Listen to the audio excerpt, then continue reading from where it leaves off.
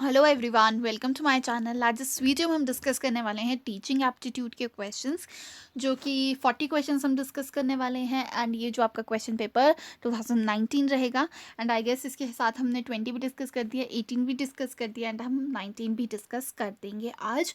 And इसके बाद आपके जो क्वेश्चंस चल रहे थे, जो मैं आपको डिस्कस करवा रही थी, एंड हम अब अपने क्वेश्चंस लेके आएंगे। ये आपके जो पूछे गए हैं, आपको एक पता लग गया होगा एक लेवल, किस लेवल तक का जाना है। अभी तो हम बहुत ही लो लेवल में चल रहे थे, ठीक है। तो इससे आपको एक एग्जैक्ट आइडिया हो गया होगा कि आपको कहाँ तक पहुँचना है। एंड आप जब 300 से 400 से 500 क्वेश्चन आप प्रैक्टिस कर लोगे, तब आपका जो दिमाग है आप खुद ही इन क्वेश्चंस को बहुत अच्छे से सॉल्व करने लग जाओगे, ठीक है। आपको सिर्फ एक की फॉर्मूला मैंने बता दिया है कि you have to think positive, talk positive, walk positive. हर चीज़ में पॉजिटिविटी होनी चाहिए, पनिशमेंट बहुत ज़्यादा कम होनी चाहिए। नेगेटिव जो आपके आंसर्स रहते हैं, नेवर, नॉट, ये जो चीज़ें यहाँ पर इंक्लूड की जाती हैं, इन चीज़ों से थोड़ा दूर रहना है। बट इसका मतलब ये नहीं है कि इस सेंटेंस में नॉट आ रहा है तो आपने उस सेंटेंस को पढ़ा ही नहीं। उसका मतलब ये होना चाहिए कि जो सेंटेंस बन रहा है वो नेगेटिव नहीं होना चाहिए। मतलब ठीक है, नॉट बेशक है उसमें लग रहा हो, बट क्या पता उसमें वो नेगेटिव सेंस नहीं बन रही हो उस क्वेश्चन की। तो आपको वो चीज़ ऐसा नहीं करना है कि आपने बोला था कि मैम ने नॉट बोला था, नॉट आ रहा है तो उसको डिस्कार्ड कर दो ऑप्शन को। ऐसा नहीं है, आपको सिर्फ सेंस देखनी है कि वो बन रही है, नेगेटिव सेंस बन रही है, तो you have to ignore that thing. आपको जो सबसे पॉजिटिव आंसर मिल रहा होगा वो आपको सिलेक्ट करना है, ठीक है। सो बिना टाइम वेस्ट किए लेट्स स्टार्ट। बट उससे पहले अगर आप मेरे चैनल पर नए हो और आपने अभी तक मेरे चैनल को सब्सक्राइब नहीं किया है, तो प्लीज़ मेरे चैनल को सब्सक्राइब कर दो, बेल आइकन को प्रेस कर दो, सो दैट आपको हर important update time to time मिलती रहे। जब भी मैं वीडियोस अपलोड करूँ, सबसे पहले आप तक पहुँचे वो वीडियोस, ठीक है। सो फर्स्ट क्वेश्चन आज का रहता है, when is the best time to evaluate a students performance. मतलब किसी भी छात्र का प्रदर्शन जो है, उसका मूल्यांकन किस समय सबसे अच्छा होता है, ठीक है। अब आपको एक चीज़ एक फैक्ट बताऊंगी। अगर आपकी हिंदी इतनी अच्छी नहीं है, तो जब आप बीएड करोगे तो कुछ ना कुछ आपकी इन्हांसमेंट हिंदी में भी हो जाएगी, क्योंकि आपके जितने भी लेसन प्लान्स बनते हैं वो सारे हिंदी में बनते हैं, ठीक है। सो अभी से एक एडवाइस रहेगी जिनकी हिंदी अच्छी नहीं है, कि आप हिंदी पे वर्क करना स्टार्ट कर दीजिए, हिंदी लिखने की कोशिश करना स्टार्ट कर दीजिए, क्योंकि आपको इतनी सारी जो फाइल्स बनानी होती है वो सारी हिंदी में बनानी होती हैं, ठीक है। और जब आप अपने टीचिंग प्रैक्टिस पे भी जाते हो, जब आप अपनी उस पर भी जाते हो, तो वहाँ पर भी जो आपके स्कूल्स होते हैं वो गवर्नमेंट स्कूल्स होते हैं। एंड मोस्ट प्रॉब्लली आपके जो वहाँ पर क्या रहता है, इंग्लिश नहीं रहती है, आपका मीडियम ऑफ इंस्ट्रक्शन हिंदी ही रहती है। सो आपको क्या करना पड़ता है कि आपको हिंदी में ही पढ़ाना पड़ता है, हिंदी टेक्स्ट बुक्स होती है, आपको वो सब कुछ करना पड़ता है। ये एक छोटी सी एडवाइस थी कि मतलब बीएड में आपको क्या क्या फेस करना पड़ता है, हिंदी ना आने का भी कितने ज़्यादा लॉसेस होते हैं। एंड आपको हिंदी ऑब्वियसली 10th के बाद हिंदी सबकी छूट ही जाती है मोस्ट प्रॉब। अगर आप इंग्लिश मीडियम स्टूडेंट हो तो आपको हिंदी के साथ फिर से लिखना बहुत ज़्यादा प्रॉब्लम क्रिएट करती है, एंड आपको इतनी सारी फाइल्स बनानी होती हैं। तो ऐसा है कि आप अभी से हिंदी में लिखने की, हिंदी के वर्ड्स पढ़ने की कोशिश कर लीजिए, क्योंकि आपके जितने भी लेसन प्लान बनते हैं वो सारे हिंदी में बनते हैं, एंड आपको डिलीवर भी वो हिंदी में करने पड़ते हैं। तो all the best for it. आपको बीएड के लिए अभी से प्रिपेयर करने लगी हूँ मैं, ठीक है। आपका फर्स्ट ऑप्शन जो रहेगा, when the instruction have become, when the instruction have ended only at the end of major units of instruction throughout the instructional process. पता नहीं मुझे ऐसा क्यों लग रहा है, मैंने ये क्वेश्चन पहले भी डिस्कस किया है। तो सबसे बेस्ट टाइम क्या रहता है आपका मूल्यांकन करने का या आपका इवेलुएट करने का बच्चे को? सबसे पहले तो आप नहीं कर सकते उसको, ठीक है। जस्ट स्टार्ट हुआ है, आप क्या उसको, बच्चे को अब नॉलेज नहीं है उस टॉपिक के बारे में, सपोज भूल जाते हैं, ऑब्वियसली हम भी भूल जाते हैं, हमने कुछ पढ़ा था पिछले साल, हम भूल जाते हैं उस चीज़ को।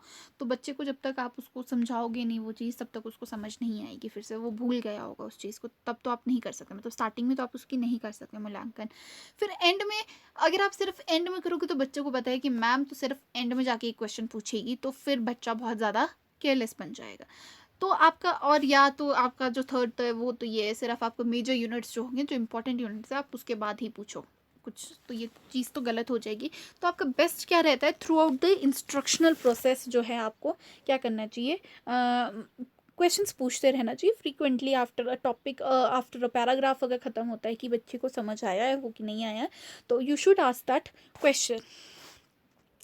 नेक्स्ट है, what is the use of text book in a class to achieve the learning objectives, to delimit what is to be taught to explain the ideas and concepts to set new standards. New standards आपकी जो text books है वो तो नहीं set करती, आपको पता है, ठीक है।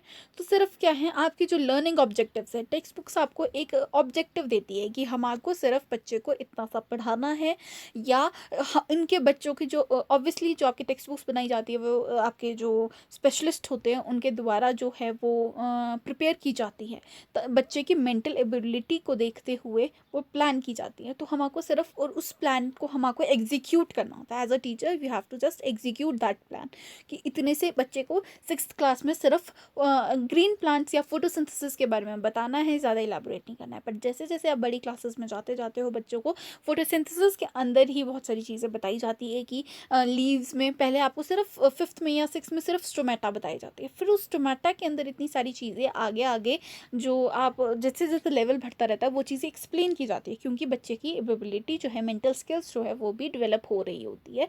तो उस हिसाब से तो हमको सिर्फ क्या है, जो एक लर्निंग ऑब्जेक्टिव्स जो सेट करती है टेक्स्ट बुक्स वो फुलफिल करने होते हैं। तो A will be the correct answer. Next जो है आपका which educational psychologists believe that in the fact all children have the potential to learn। यही क्वेश्चन हमने 2020 में भी डिस्कस किया था, बहुत सारे क्वेश्चंस आपने देखे हैं, रिपीट हुए हैं। तो इन क्वेश्चंस को अच्छे से देख के जाना, क्योंकि ऐसे ही क्वेश्चंस आपसे पूछे जाएंगे और बहुत क्वेश्चंस इनमें से भी आ सकते हैं। तो आपके फ्रेडरिच फोबेल जो है हमने बात की थी, जो कि आपके प्रोग्रेसिव एजुकेशनिस्ट है, जो आपके प्रैक्टिकल्स टीचर्स में माने जाते हैं, ठीक है, जो प्रैक्टिकल वर्क में ज़्यादा बिलीव करते हैं और यही बोलते हैं कि सारे बच्चों में लर्न करने की पोटेंशियल होती है। जैसे हम जब आप चाइल्ड साइकोलॉजी पढ़ोगे तो उसमें एक बात आती है स्लो लर्नर्स और फास्ट लर्नर्स की। बट अकॉर्डिंग अगर आप उस चीज़ को बहुत डेप्थ में सोचो, इस चीज़ पर रिसर्च हो रही है, ठीक है, बट अगर आप ये चीज़ सोचो, कोई भी स्लो लर्नर नहीं होता, कोई भी फास्ट लर्नर नहीं होता। इट इज़ जस्ट दैट जो टीचर मेथड यूज़ कर रही है वो किसी बच्चे को फिट बैठता है, किसी बच्चे को फिट नहीं बैठता है।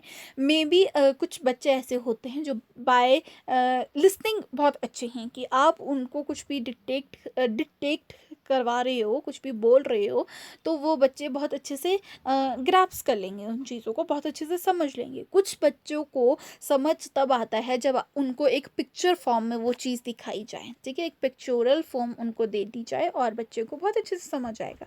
कुछ बच्चे ऐसे होते हैं जिनको सिर्फ और सिर्फ जब तक उनसे काम ना करवाया जाए तब तक उनको समझ नहीं आता है। तो सारे बच्चों की बात ये रहती है कि डिफरेंट रहता है, लर्निंग स्टाइल्स डिफरेंट रहते हैं, समझने के तरीके डिफरेंट रहते हैं। तो स्लो लर्नर्स तो कोई नहीं होते, सिर्फ और सिर्फ फ़र्क इतना सा रहता है कि जो टीचर जो स्टाइल यूज़ कर रही है, ठीक है, जो स्टाइल टीचर यूज़ कर रही है वो बच्चे को फिट नहीं बैठ रहा है, ठीक है। तो ये चीज़ ही आपके जो फ्रेडरिच फोबेल है उन्होंने बोला था कि हर बच्चे में पोटेंशियल है लर्न करने का, बट वो लर्न क्यों नहीं कर पाता, क्योंकि जो मेथड टीचर यूज़ कर रही है वो जो है वो बच्चे को फिट नहीं बैठ रहा है, ठीक है। नेक्स्ट है for a good learning it is a must for the school to have. For good learning क्या बच्चे के वास्ट ओपन एरिया होना चाहिए, खुला लाइब्रेरी होनी चाहिए, बिग प्लेग्राउंड होना चाहिए, गुड स्टूडेंट्स रूम। सो आपको पता है, चलो ठीक है, आप वो स्कूल का कैंपस अच्छा होना चाहिए, that is something else, her overall development के लिए वो चाहिए बच्चे के लिए। बट सबसे ज़्यादा लर्निंग की बात की जाए तो सिर्फ और सिर्फ लाइब्रेरी होना बहुत ज़रूरी है। तो B will be the correct answer. Next है the function of a teacher is in order of. तो टीचर का फंक्शन कैसे होता है, guiding the child, helping him towards progress and evaluation, checking homework, guiding him and assigning further task, both A and B और D none of these. तो teacher का काम दोनों रहता है कि बच्चे को गाइड भी करना है, हेल्प भी करना है, उसके प्रोग्रेस भी चेक करनी है, इवेलुएट भी करना है बच्चे को, और साथ में उसका जो होमवर्क है वो भी आपको चेक करना पड़ेगा, ठीक है। So C will be the correct answer. Next है as a teacher if you want to bring improvement in teaching what would you do। तो टीचर एज अ टीचर आपको इम्प्रूव करना है तो आपको क्या करना चाहिए, क्रिटिसाइज प्रीवियस टीचर कि नहीं उस टीचर ने आपको गलत पढ़ाया था, ऐसा नहीं ऐसा होता है, आपको ये चीज़ करनी चाहिए। Punish students for his mistakes, कि बच्चे ने अगर बोल दिया कि मैम मुझे ये चीज़ समझ नहीं आ रही है, क्या मैम आपका ये मेथड गलत है, तो आप उसको पनिश करने लग जाओगे। करेक्ट माई ओन मिस्टेक्स, आपको अपनी मिस्टेक्स ठीक करनी चाहिए। Act against the policy of of the school. ठीक है, तो आपको पता है इसमें आपको क्या है, आपको अपनी मिस्टेक्स करेक्ट करनी चाहिए, क्योंकि आप जब तक खुद करेक्ट नहीं होंगे तब तक आप दूसरों को क्या करेक्ट करोगे। नेक्स्ट है आपका classroom discipline can be maintained effectively by. तो कैसे आप क्लासरूम डिसिप्लिन को मेंटेन कर सकते हो, knowing the cause of indiscipline and handling them with stern hands. मतलब आपको क्लास में ये देखना है कि इनडिसिप्लिन कौन क्रिएट कर रहा है और आप उसको बहुत ज़्यादा स्ट्रिक्ट वे से आप उसके लिए एक्शन लो। Providing a program which is according to the needs and the interest of the people by giving punishment for the even smallest sin. हमने बात की पनिशमेंट तो बहुत लास्ट का ऑप्शन रहता है, मतलब जो आपका वर्स्ट कंडीशन जो आपका रहता है वहाँ पर आपको पनिशमेंट देनी है, डी नन ऑफ दिस। सो आपको सिर्फ और सिर्फ क्या करना चाहिए, ठीक है, नोइंग डिसिप्लिन का आपको कॉज तो नो करना पड़ेगा, बट उसको स्टर्न हैंड के साथ, मतलब आपको स्ट्रिक्ट रहना पड़ेगा, ये चीज़ गलत है। तो इसमें जो करेक्ट रहेगा वो बी रहेगा कि आपको कुछ, अगर बच्चे इंटरेस्ट नहीं ले रहे हैं आपकी क्लास में, तभी छोड़ कर रहे हैं, तो आपको अपने प्रोग्राम में अपने टीचिंग जो आपकी मेथड्स है उसको चेंज करना चाहिए, ताकि बच्चे इंटरेस्ट ले उस चीज़ में। ठीक है, मैंने यही बात आपको पहले भी क्लियर की है, तो B will be the correct answer. Next है the first important step in teaching this. तो सबसे ज़्यादा इंपॉर्टेंट क्या है, सबसे पहले क्या करना है, planning of representation of the topic और the subject, organizing the background of the students for the subject, organizing the material to be taught, knowing the background of the students. तो सबसे पहले आपको क्या करना होगा, जो भी आप पढ़ा रहे हो उस मटेरियल को आपको ऑर्गेनाइज करना होगा। मतलब आप ऐसे नहीं कर सकते हो कि आप पहले सपोज आपने फोटोसिंथेसिस जो चैप्टर है वो पढ़ाना है, तो आप पहले उसको फोटोसिंथेसिस समझा दोगे, आप उसको फोटोसिंथेसिस समझाया, उसके बाद आप ग्रीन प्लांट्स पे आओगे, उसके बाद आप ऑटोट्रॉप्स के बारे में बताओगे। तो ये जो ऑर्डर रहेगा ये गलत रहेगा। ठीक है, आपको अपना मटीरियल ऑर्गेनाइज करना पड़ेगा, पहले आपको ग्रीन प्लांट्स पे आना पड़ेगा, फिर आपको ऑटोट्रॉप्स के बारे में उनको समझाना पड़ेगा, फिर उसके बाद आपको ऑटोट्रॉप्स में आपको ये बताना होगा कि ऑटोट्रॉप्स क्या है, वो अपने फूड जो है वो खुद सिंथेसाइज करते हैं by the process of photosynthesis. तो एक ऑर्डर रहता है, आपका जो वो मटेरियल है वो ऑर्गेनाइज्ड होना चाहिए। नेक्स्ट आपका है the student who keep asking question in the class options. तो इसमें आपको क्या करना चाहिए, अगर कोई बच्चा आपकी क्लास में बहुत ज़्यादा क्वेश्चंस पूछ रहा है, perform the role of an active member of the political party in power. मतलब वो बच्चा ऐसे जैसे जो अपोजिट पार्टी है आपकी, ठीक है, या जो आपकी पार्टी है, पॉलिटिकल पार्टी है, जो एक्टिव मेंबर की तरह वो हर चीज़ आपसे पूछे जा रहा है। Should be encourage to participate in the classroom discussions. वो तो पहले से ही एक्टिव है, क्वेश्चंस पूछ रहा है आपसे, तो उसमें आप क्या इनकरेज करोगे उसको। Should be encourage to find answers independently. अगर वो इंडिपेंडेंटली वो चीज़ कर सकता है, ठीक है, कुछ हद तक टीचर को ये भी प्रमोट करना चाहिए कि उसको स्पून फीडिंग ना करवाई जाए, बट ये चीज़ अगर वो खुद कर सकता तो वो क्वेश्चन नहीं पूछता। ठीक है, should be encourage to continue questioning. तो आप उसको ये इनकरेज कर सकते हो कि yes you can answer until you find your answers. ठीक है, yes you can question, sorry. ठीक है, नेक्स्ट है which can be described as an ideal teaching technique. तो क्या इसमें से आपकी आइडियल टीचिंग टेक्निक रहेगी, आइडियल मतलब सबसे अच्छी, बेस्ट, आदर्शन वाली, तो आपकी रहेगी repetitive drill and wrote memorization. C, ये चीज़ आज मैंने आपको बता दी, एंड ये आपको लास्ट तक अपने टीचिंग करियर का याद रखनी है। ये वाली टेक्निक जो आपको रट्टा मारने वाली टेक्निक है, बच्चे को कभी भी नहीं सिखानी है। ये ऑप्शन लाइफ में भी गलत रहता है और यहाँ पर भी हमेशा ही गलत रहता है। बच्चे को हमेशा जो है वो अंडरस्टैंड करवाना होगा कंसेप्ट, आपको रट्टा कभी भी नहीं बोलना होगा मानने के लिए। ठीक है, कि आप बार बार उससे वो बुलवाए जा रहे हो कि ये आप आंसर है, जो गवर्नमेंट स्कूल में मोस्टली किया जाता है कि ये इस आंसर्स को आप रिपीट किया जाए, वो चीज़ें नहीं, मतलब यहाँ पर गवर्नमेंट स्कूल की बात नहीं कर रही मैं, मतलब ऑन दी होल ऐसे किया जाता है। टीचर्स जो रहती है वो यही करती है कि आपको क्या करवाना है कि, हाँ, तो टीचर्स पे मेनली डिपेंड करती है ये चीज़ कि कुछ टीचर्स जो मतलब ज़्यादा वर्क नहीं करना चाहते, वो क्या करते हैं, बच्चों को सिर्फ रोट मेमोराइजेशन करवाने के लिए ऊपर एम्फोसिस डालते हैं। ठीक है, नेक्स्ट आपका है using props and manipulative to help students understand abstract concepts, मतलब बच्चों को जो अब्स्ट्रैक्ट कंसेप्ट्स होते हैं उनको क्या करते हैं, अमूर्त चीज़ें जो है उसके लिए बच्चों के लिए अच्छे अच्छे प्रॉप्स यूज़ कर सकते हैं। Encouraging in group discussion for logical thinking, group in जो आपकी डिस्कशंस है वहाँ पर आपको लॉजिकल थिंकिंग के लिए वो करते हैं, प्रमोट करते हैं।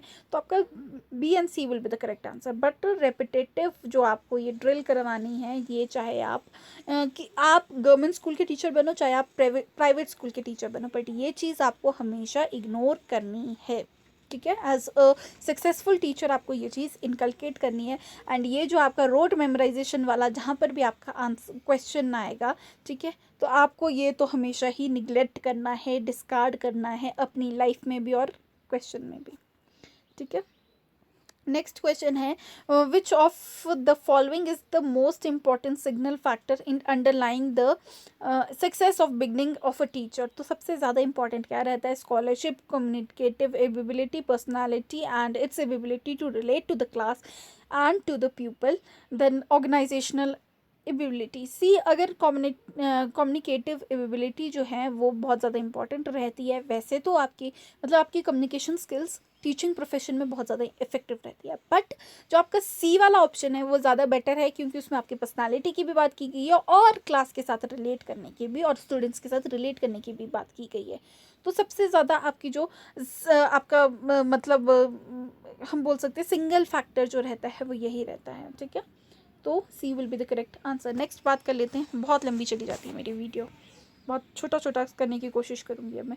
If a group of students enter your class and abuse you and behave voluntarily with you at that time, how would you control your emotions. तो कैसे कोई भी बच्चा है आपकी क्लास में आता है, आपको गालियाँ मार के चला जाता है और आपके साथ बहुत वियर्ड एंड बहुत रूड बिहेव करता है, तो आप क्या करोगे उस टाइम, अपने इमोशंस को कैसे कंट्रोल करोगे। You will react in a similar fashion and try to assault them physically. C, यही क्वेश्चन आपसे लास्ट वाली वीडियो में हमने बात की थी, तो उसमें कैसे पूछा गया था, आपकी कलीग्स आपके साथ ऐसा कर रहे हैं, ठीक है, मेल टीचर्स आपको हैरास कर रहे हैं।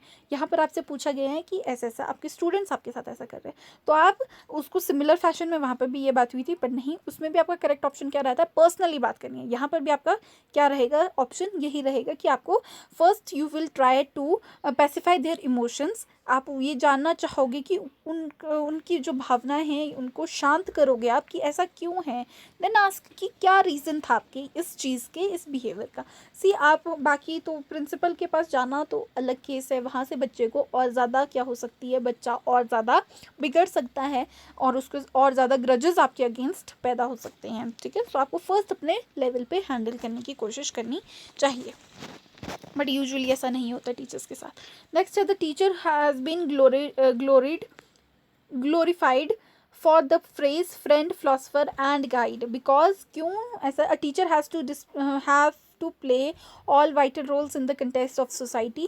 He transmits the high value of humanity to students. He is a great reformer of the society. He is a great patriotic. सब कुछ ठीक है, बट ये आपको फ्रेंड, फिलोसफर एंड गाइड का टीचर को ये तीनों काम करना होते हैं। A will be the correct answer. Next बात करते हैं 134th क्वेश्चन की, 124th ही है अभी तो, ओके।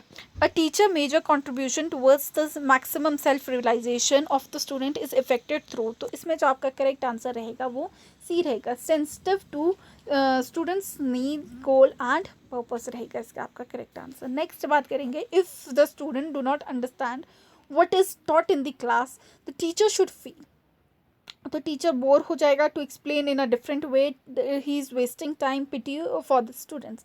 तो बच्चे को क्या, टीचर को क्या करना चाहिए, टीचर को किसी और वे में उसको एक्सप्लेन करना चाहिए। यही बात हमने बहुत बार डिस्कस कर ली है। नेक्स्ट है आपका, some students are weak in studies, what will be your attitudes towards them. तो आप कैसे रहोगे, आपका एटीट्यूड क्या रहेगा उन बच्चों के टूवर्ड्स। तो थोड़ा लीलेंट होना ठीक रहेगा, ठीक है, थोड़ा लीलेंट हो जाइए उनके साथ। आपको पता है ये थोड़ा वीक है स्टडीज़ में, ठीक है, कुछ भी रीज़न हो सकता है, क्या पता है उसके फैमिली इश्यूज़ हो सकते हैं, तो आप थोड़ा लीलियंसी उसके साथ बरत सकते हो, थोड़ा सा आप उसको एक्स्ट्रा टाइम दे सकते हो। ये चीज़ें आप as a teacher you have to do this thing, ठीक है। नेक्स्ट है आपका, if a teacher is not able to answer the question of the people he should, तो क्या करना चाहिए, say that he will answer after consultation, rebuke the pupil, मतलब बच्चों को डांटने लग जाना और यही बोल देना कि क्वेश्चन ही गलत है आपका जी, और आपको या तो आपको आप खुद क्या होते हो, आप you will feel shy for his ignorance, ठीक है, feel shy for his ignorance, कि आप उसका आंसर नहीं दे सकते हो। तो आपको क्या करना चाहिए, आपको बोल देना चाहिए कि ठीक है, मुझे इस कंटेक्स्ट में इतनी नॉलेज नहीं है, I will just consult it और I will be just sure about it, तब मैं आपके साथ ये इन्फॉर्मेशन शेयर करूँगी, ठीक है। तो A will be the correct answer. Next है, a teacher who is not able to draw the tension of his students should. तो क्या करना चाहिए, अगर बच्चा कोई टीचर अपने बच्चे की टेंशन खुद गैदर नहीं कर सकती है, तो evaluate his teaching method and improve it. बहुत बार हमने ये डिस्कस कर लिया है। और बाकी resign fall the few in teaching pupil में, मतलब अपनी बच्चों में ही कमियां ढूंढनी है, आप आदेश देना ही शुरू कर दो तो ये सब कुछ नहीं होगा। तो इसमें आपका जो करेक्ट रहेगा, बहुत बार डिस्कस कर दिया है, अपनी जो शिक्षण विधि है उसका हमने अब क्या करना है, मूल्यांकन करने का टाइम आ गया है कि बच्चा इंटरेस्ट नहीं ले रहा है तो क्यों नहीं ले रहे। Now next question is, while delivering a lecture, if there is some disturbance in the class, then a teacher should keep quiet for a while and then go on, not bother of what is happening in the class, punish those causing disturbance, all of these। see, आप एकदम से तो नहीं कर सकते सबको punish, ठीक है, या उस बच्चे को punish, it will look like very rude, very strict.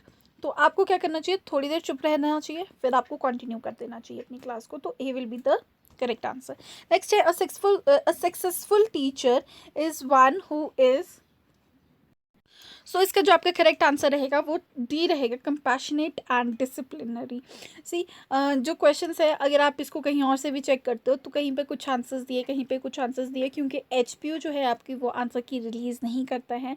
So as a person, ये जो आपके टीचिंग एप्टीट्यूड के क्वेश्चन रहते हैं, आपको क्या सबसे ज़्यादा करेक्ट रहता है, क्या ठीक लगता है, वो ही आपके आंसर्स रहते हैं। सो आपको कुछ नॉर्म्स हैं वो फॉलोज करने हैं, बाकी आपको फॉलो करने हैं, बाकी आपका जो क्राइटेरिया रहता है वो यहीं पर रहता है, ठीक है। और मैक्सिमम मार्क्स आपके यहीं पर डिडक्ट हो जाते हैं।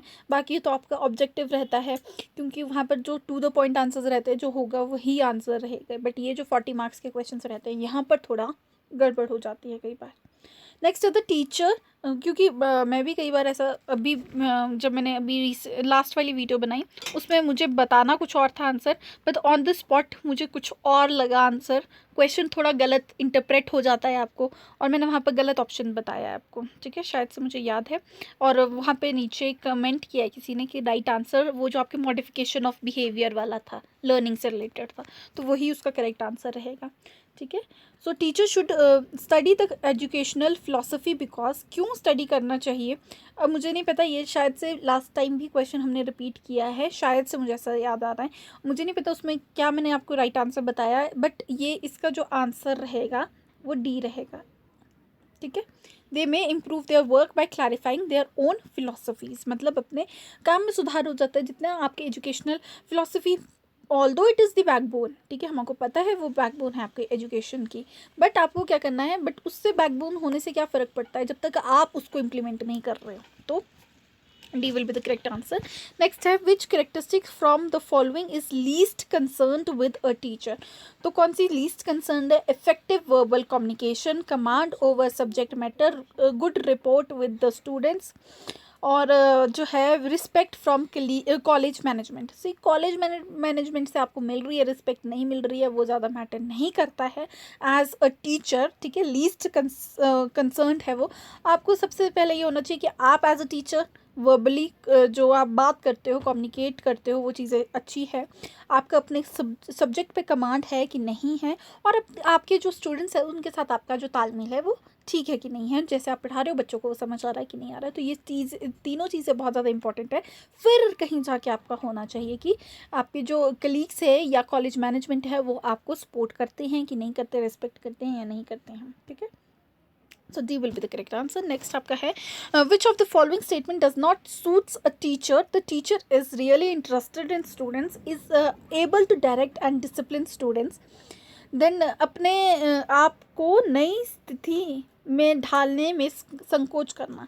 सी, मैंने आपको एक चीज़ बोला है कि आपको क्या करना है, जब भी आप कोई क्वेश्चन पढ़ रहे हो उसके आपको हिंदी वाला वर्जन भी पढ़ना होगा, जो आपकी ट्रांसलेशन है उसको जाइए। आप बेशक इंग्लिश मीडियम के स्टूडेंट्स हैं बट हिंदी में पढ़ लीजिए। कई बार आपका जो आंसर है, जो ऑप्शन है, वो बहुत ज़्यादा करेक्ट हो जाता है उसको पढ़ने से, ठीक है। सो हैबिट बनाइए ऊपर नीचे। मैं इतना नहीं कर सकती क्योंकि फिर वीडियो बहुत लंबी बन जाएगी अगर मैं दोनों चीज़ें पढ़ूंगी, ठीक है। Enthusiastic about the work that the teacher do, तो इसमें जो आपका करेक्ट रहेगा वो यही रहेगा कि जो टीचर है, ये गलत स्टेटमेंट है कि टीचर अपने आप को जो है नई सिचुएशंस में अडेप्ट नहीं कर सकती। नहीं, टीचर तो हर हालत में अडेप्ट करती है। कई बार आपका सपोज अब तो ऑनलाइन टीचिंग होती है, तो ऑनलाइन टीचिंग में कई बार आपकी प्रेजेंटेशंस वर्क नहीं कर रही है, आपके पास कुछ और आपने कुछ प्लान किया था, वो चीज़ उसके अकॉर्डिंग नहीं चल रही है। जब वर्चुअल होती थी क्लास, मतलब जब आपकी वो होती थी क्लासेस में, जो क्लासेस लगती थी, तब तो आपका ऐसा होता था कि टीचर किस ना कैसे हैंडल कर देती थी, ठीक है, because she was standing in front of the class. But अब वर्चुअल क्लासेस हो रही है जैसे कि, तो टीचर को फिर भी वो हैंडल करना, वो सिचुएशन अडेप्ट, उस सिचुएशन में अडेप्ट होना आना चाहिए, ठीक है। नेक्स्ट है आपका, who can be a good teacher, who students do not need any, who do not need to ask any question. Good teacher कौन सी है? जिसके बच्चे कोई क्वेश्चन, मतलब बच्चों को क्वेश्चंस पूछने की नौबत ही नहीं आनी चाहिए, ठीक है, वो एक गुड टीचर है। या who answers all the questions asked by the students, जो बच्चों के हर एक क्वेश्चन का आंसर देती है, वो है good teacher. Who never encourages children to know something not in curriculum, मतलब कोई टीचर ऐसी है, नेवर लिखती है, ठीक है, इनकरेज, कभी भी इनकरेज नहीं करना बच्चों को कि करिकुलम से बाहर चाहिए, मतलब जो आपकी टेक्स्ट बुक है उससे बाहर आपको कुछ भी पता होना चाहिए, ठीक है। नेक्स्ट है, हु ऑलवेज टेल हिज और her student that from where they can get the answers to their queries, मतलब टीचर खुद नहीं बता रही है, बच्चों को खुद ढूंढने के लिए कर रही है। तो गुड टीचर की बात की जाए तो गुड टीचर वो होगी जो अपने बच्चों के सारे क्वेश्चंस आंसर करेगी, तो B will be the correct answer. Next है, a teacher can establish rapport with his pupil by, कैसे अपने बच्चों के साथ या अपने स्टूडेंट्स के साथ अच्छा एक तालमेल बिठा सकती है teacher, by becoming a friend to them, मतलब फ्रेंड बन जाइए आप। A figure of authority, impressing them with the knowledge and skill, playing a role of a guide with desire to help them, तो यहाँ पर आपका जो करेक्ट आंसर रहेगा वो डी रहेगा। एक्सप्लेनेशन की शायद से ज़रूरत नहीं है। नेक्स्ट है, if majority of students in your class is week you should, मतलब मेजोरिटी जो है बच्चे वीक है आपकी क्लास में, ठीक है। Not care about intelligent students, आप इंटेलिजेंट स्टूडेंट्स की बात नहीं, उनकी केयर नहीं करोगे। Keep your teaching slow which can also help the weak students, ठीक है, अपनी टीचिंग को थोड़ा धीमा कर दोगे, उसको गति थोड़ा आराम से, क्योंकि वीक स्टूडेंट्स को थोड़ी प्रॉब्लम आती है उस चीज़ में, तो आप उनके लिए वो चीज़ धीमी कर दोगे और थोड़ी एक्स्ट्रा हेल्प प्रोवाइड करवाओगे आप उन स्टूडेंट्स के लिए, ठीक है। Keep your teaching slow along with some extra guidance to the weak students, यही हमने बात की। नेक्स्ट है, keep your speed teaching speed fast so that students can comprehension level, मतलब comprehends the level that level में increase, ठीक है। तो बच्चे को वैसे ही कुछ समझ नहीं आ रहा, स्पीड हाई कर दोगे तो कुछ भी समझ नहीं आएगा, तो सिर्फ इसमें करेक्ट आंसर क्या रहेगा? सी रहेगा, कि अपनी टीचिंग को आप स्लो कर दोगे, अलॉन्ग विद इट आप जो एक्स्ट्रा गाइडेंस दोगे वीक स्टूडेंट्स को। सी, आप इंटेलिजेंट स्टूडेंट्स को भी इग्नोर नहीं कर सकते, जैसे हम कुछ वीक स्टूडेंट्स होते हैं क्लास में, उनको भी हम इग्नोर नहीं करते, हमको उनको भी साथ लेके चलना है। एज अ टीचर आपको पूरी क्लास को साथ लेके चलना होता है, ये चीज़ आपको याद रखनी है। नेक्स्ट है, तो quality of teaching is reflected, तो क्वालिटी ऑफ टीचिंग कैसे रिफ्लेक्ट होती है, ये भी हमने शायद से पिछली बार डिस्कस किया था, और इसमें मैंने शायद से आपका अटेंडेंस बोला था, by attendance of students in the class, वो गलत था। इसमें जो आपका करेक्ट आंसर रहेगा वो है by the quality of questions asked by students, कि आपकी टीचिंग कैसे, कि मतलब किस क्वालिटी के क्वेश्चंस आपसे बच्चे पूछ रहे हैं, उस पर ही ये होता है कि आपकी टीचिंग कितनी अच्छी है। नेक्स्ट है आपका 138, what can a teacher do to develop integrated personalities of their students, तो क्या करना चाहिए टीचर को? Life in school should be plan that children are able to express themselves fully, मतलब लाइफ स्कूल्स में ऐसी होनी चाहिए कि बच्चे अपनी जो भी बात है वो खुल के रख सके। ये चीज़ प्रमोट करना चाहिए स्कूल को। They should be help to build their self esteem, मतलब आत्म सम्मान को बिल्ड करने की एक जो है आपको कोशिश करनी चाहिए बच्चे की, और उनकी worthiness and positive ego image बनाने की कोशिश करनी चाहिए उनके अंदर, ठीक है। Children should be encouraged and help to set themselves well defined goals and objectives which they can hope to achieve, मतलब आप उनके अंदर एक इनकरेज्ड, आप उनको मोटिवेटेड फील करवाओ, इनकरेज करो, जो करते जाओ उनको, ताकि वो एक अच्छी लाइफ गोल सेट करें और उसको अचीव कर सकें। तो इसमें आपका D will be the correct answer. बात करते हैं नेक्स्ट क्वेश्चन की। Which of the following can be termed as the most important task in teaching among the given. तो सबसे ज़्यादा इंपॉर्टेंट टास्क क्या है? Making assignments and checking worksheets. आपको असाइनमेंट्स बनाने को देनी चाहिए एंड उनकी वर्कशीट्स चेक करनी चाहिए। Making monthly reports and maintaining records, monthly records बनाते रहिए। Directing students in development of experiences, वो भी करना चाहिए। तो D will be the correct answer. ये सब कुछ ही करना चाहिए आपको, ठीक है। नेक्स्ट है आपका, if your own son is in your class how will you behave with your students in comparison to your सन।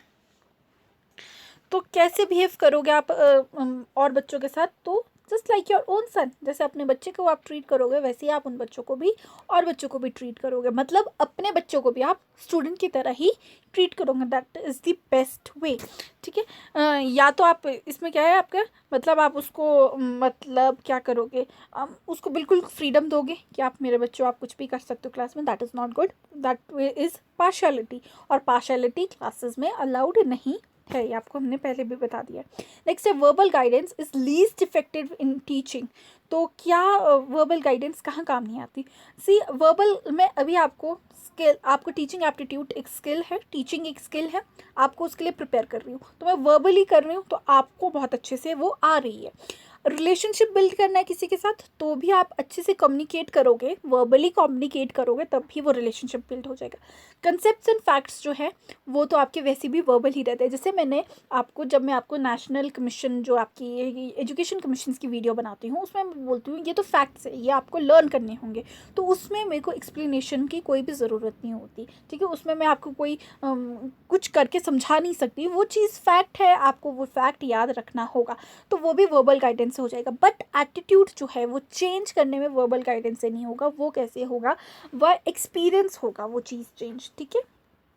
किसी भी चीज़ का एटीट्यूड वो बाय डूइंग, अगर वो उस काम को करते हैं तभी उनका एटीट्यूड उस चीज़ के टूवर्ड्स। अगर मैं आपको बोलूँ कि टीचिंग जॉब जो है वो बहुत ज़्यादा मतलब ठीक है इंजॉयबल जॉब है, बट थोड़ा टफ भी है। आपको 50 स्टूडेंट्स को हैंडल करना होता है क्लास में, या जो बच्चे होते हैं उनको ऐसा लगता है कि टीचिंग बहुत ईजी है, ठीक है। वहाँ पर सामने रह के खड़े होना है, बहुत ईजी काम है, और बच्चे मजाक उड़ाते हैं टीचर का। बट वही चीज़ अगर उनको करने के लिए बोला जाए, मतलब आपका जो हम बोल सकते हैं जो कोलैबोरेटिव लर्निंग में करते हैं कि बच्चे को ही बोलते हैं कि आप क्लास को समझाया जाए, तो उस टाइम बच्चे को रियलाइज़ होता है कि ये बहुत ज़्यादा डिफ़िकल्ट टास्क है वहाँ पर खड़े होना और ये स्पीचेस डिलीवर करना।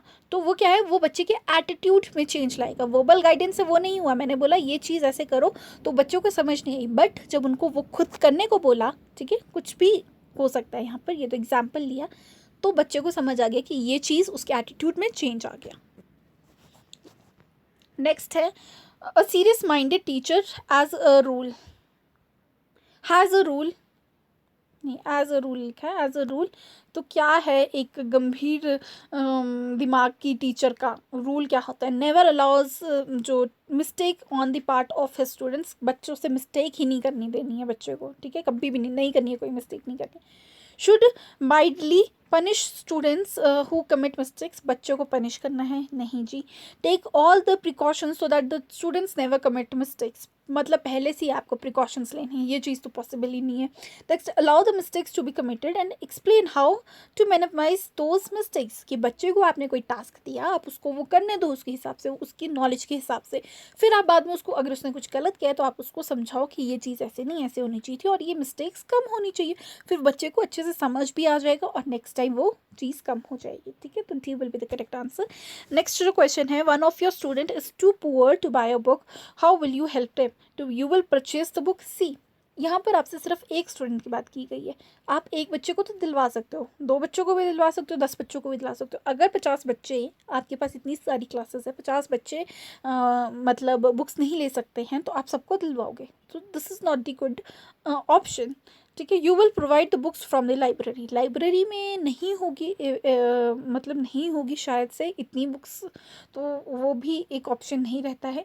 You will collect a fund from the from others to for this purpose. Fund लेना गलत बात है, तो आप क्या कर सकते हो, आप अपनी एडमिनिस्ट्रेशन को रिक्वेस्ट कर सकते हो कि एक कुछ पॉलिसीज़ बनाई जाए इन बच्चों को सपोर्ट करने के लिए। ये चीज़ आप बहुत अच्छे से कर सकते हो, तो D is the correct answer.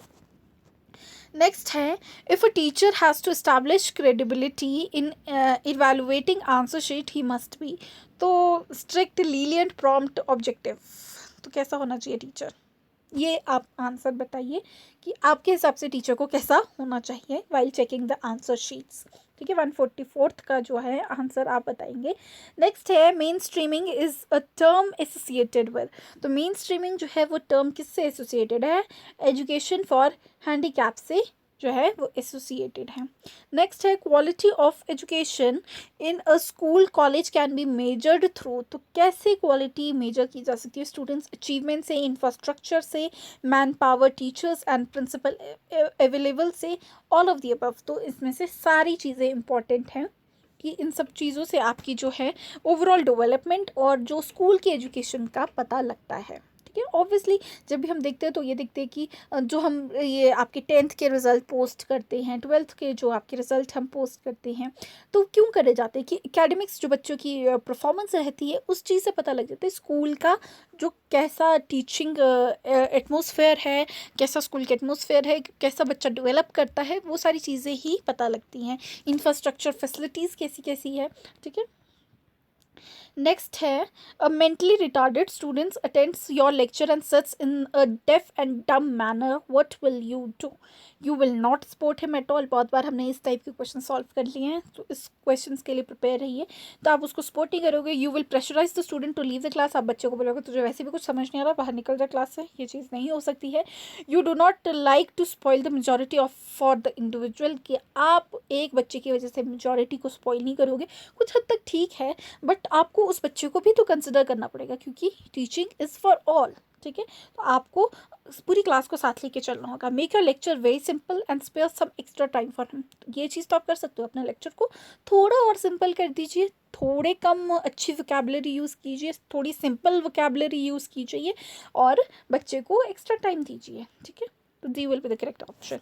Next question है, which of the following is not a quality of a teacher? Not a quality, he may not know child psychology, he may not know child psychology, ये कोई quality हुई? ठीक है, तो यही इसका correct answer रहेगा, बाकी रहने देते पढ़ना। चलो नेक्स्ट भी पढ़ लेते हैं। He should have feelings for feeling of love and sympathy होनी चाहिए अपने टूवर्ड्स, स्टूडेंट्स के टूवर्ड्स थोड़ा सा प्यार भी होना चाहिए। ऑब्वियसली आपको पता है रोज़ आपने उन बच्चों के साथ रहना है, तो एक लव और सिंपैथी हो ही बन ही जाती है उनके साथ। His language should be understandable to students, बहुत सिंपल लैंग्वेज में बात करनी चाहिए आपको। A teacher should be keen in his work and should be enthusiastic and anxious to keep his knowledge fresh and updated. कि टीचर को बहुत ज़्यादा क्या होना चाहिए, हार्ड वर्किंग होना चाहिए, एंड उसको क्या करना चाहिए, बहुत ज़्यादा एंथुजियास्टिक होना चाहिए, मतलब उसको जोश से भरा हुआ ना होना चाहिए कि उसको अपनी जो नॉलेज है वो फ्रेश एंड अपडेटेड रखनी है, जो हो रहा है वो चीज़ें अपडेटेड रहना चाहिए टीचर को। तो ये भी है एक क्वालिटी। तो सिर्फ ये चाइल्ड साइकोलॉजी वाला कंसेप्ट समझ नहीं आया कि वो बाल मनोविज्ञान को नहीं जानता होगा। ठीक है, ये क्यों नहीं जानता होगा? सबसे पहला जो आपका सब्जेक्ट रहता है बीएड में वो यहीं पर रहता है। ठीक है, और इसमें ही आपका पूरा जो टाट का एग्ज़ाम है 30 मार्क्स का, वो यहीं से आता है। नेक्स्ट है, you will bringing your pupil for a monument visit outside your city. a father is मतलब कोई फादर है वो अपने बच्चे को नहीं सेंड कर रहा है, तो आप क्या करोगे उधर? You will try to convince him for sending his child by explaining the importance of such a educational and cultural trip. आप उसके फादर को एक्सप्लेन करोगे, आप उसकी प्रॉब्लम समझोगे, पापा की उसके फादर की प्रॉब्लम समझोगे। You will leave that child and go with others, none of these following. तो सबसे अच्छी बात यह है कि आपको उसके फादर से बात करनी चाहिए, उनको कन्विंस करने की कोशिश करनी चाहिए, उनकी कोई प्रॉब्लम है उसको सुन लेना चाहिए। और हो सके आप अगर कोई फाइनेंशियल कंडीशन प्रॉब्लम है और कोई मतलब ऐसी कोई प्रॉब्लम है तो आपको उस बच्चे को सपोर्ट भी कर देना चाहिए। तो A is the correct answer. आज का लास्ट क्वेश्चन है कि if a student is absent from the classes for a long time, you would try to solve his problem और हेल्प हिम। ठीक है, you will try to know the cause of his absence, both A and B, D none of these. तो C is the correct answer कि आपको problem सुननी चाहिए, उसको help करनी चाहिए और उसके रीज़न, जब आप रीज़न जानोगे तो ही आपको प्रॉब्लम का पता लगेगा, फिर आप उसको खुद ही सॉल्व कर दोगे। तो this is all, C is the correct answer. So हमने आज 40 क्वेश्चंस डिस्कस कर दिया। आई होप आपको समझ आ गए होंगे ये क्वेश्चंस। अब हम टीचिंग एप्टीट्यूड के क्वेश्चंस थोड़ा कम कम करते जाएंगे डे बाय डे, क्योंकि जो आपके नेशनल कमीशन हैं उस पर थोड़ा वर्क करेंगे। सी इंग्लिश की वीडियोस आएगी, इंग्लिश और रीजनिंग की वीडियोस आएगी, हिंदी नहीं आएगी, हिंदी की वीडियोस नहीं मैं डालूंगी। ठीक है, वो आप खुद प्रिपेयर कर लीजिए। 10th का हिंदी जो होता है आप उससे प्रिपेयर कर लीजिए और ज़्यादा से ज़्यादा कॉम्प्रिहेंशन की प्रैक्टिस कीजिए। ठीक है, ये चीज़ें इंपॉर्टेंट है क्योंकि आंसर सामने होते हैं फिर भी आपसे नहीं होता है, टाइम थोड़ा लिमिटेड होता है, टाइम का भी थोड़ा कंट्रोल कीजिए जो आपके है कि आपको कैसे ये सॉल्व करना है, ये प्रैक्टिस करते रहिए। इंग्लिश की वीडियोस आएगी बट वो जब आपके थोड़ा टाइम बचेगा एग्ज़ाम्स के लिए, जब आपका ये टीचिंग एप्टीट्यूड और कमीशन वाला थोड़ा सिलेबस कंप्लीट हो जाएगा तब जाके, क्योंकि अभी कमीशन तो हमने कोई भी डिस्कस नहीं किया है। ठीक है, अभी आपका 2020 का शायद से एक जो कमीशन से रिलेटेड सेक्शन बचता है वो हम डिस्कस कर लेंगे। साथ में फ्रीक्वेंटली हम बीच बीच में आपकी जो ये जनरल अवेयरनेस की वीडियोस मैं पोस्ट करती रहूँगी। इंडियन थोड़ा देख लेना, इंडियन का मैं ज़्यादा नहीं डालूँगी, स्पेसिफिक वीडियोस नहीं डालूँगी। ठीक है, वो अभी आप खुद देख लेना कैसे आपने मैनेज करना है। बट हिमाचल जी की वीडियोस ऑलरेडी चल रही है चैनल पे, वो आप देख सकते हो। ठीक है, तो ये रहने वाला है। और आई होप आपको ये वीडियो पसंद आई हो। अगर आपको ये यूज़फुल लगती है ये वीडियो तो प्लीज़ इसे लाइक कर दीजिए। प्लीज़ जो भी बीएड के लिए प्रिपेयर कर रहा है या किसी टीचिंग एग्ज़ाम के लिए प्रिपेयर कर रहा है तो इसको उसके साथ ये वीडियो शेयर कर दीजिए प्लीज़, इट्स अ रिक्वेस्ट। और बाकी इस चैनल को सब्सक्राइब कर दीजिए। Thank you so much.